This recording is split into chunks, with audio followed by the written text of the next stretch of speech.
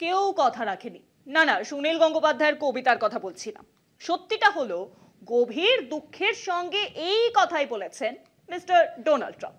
Iran Israel যুদ্ধবিরতি রাজিতে সমাজ মাধ্যমে পরপর পোস্ট করেছিলেন মার্কিন প্রেসিডেন্ট, কিন্তু দুতরফের কেউই ট্রাম্পকে পাত্তাই দিলেন না। যুদ্ধের আগুনে ঘি ঢালছে তারা।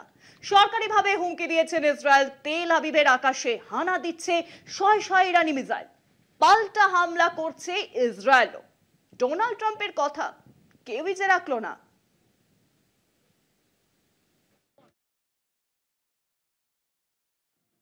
যুদ্ধের 13তম দিনে মঙ্গলবার ভোরে যুদ্ধবিরতির ঘোষণা ট্রাম্পের।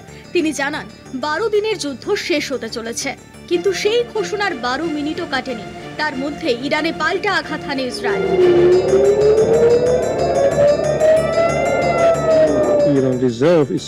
ইরানের বিদেশমন্ত্রী আব্বাস আঘারাচি দাবি করেছিলেন, ইসরায়েল হামলা না চালালে ইরান চুপ করে থাকবে, তবে এতে খামেনেইর কি ভূমিকা রয়েছে তা স্পষ্ট হয়নি। আঘারাচি এক্স হ্যান্ডেলে জানান, ইরান আত্মসমর্পণ করবে না, কোনো যুদ্ধবিরতি বা সামরিক অভিযান বন্ধের বিষয়ে চুক্তি হয়নি। ট্রাম্পের যুদ্ধবিরতির ঘোষণায় যদি সত্যি হয় তবে তা অঞ্চল এবং বিশ্বের জন্য ভালো খবর। তবে মধ্যপ্রাচ্যের পরিস্থিতি এখনো স্থিতিশীল নয়।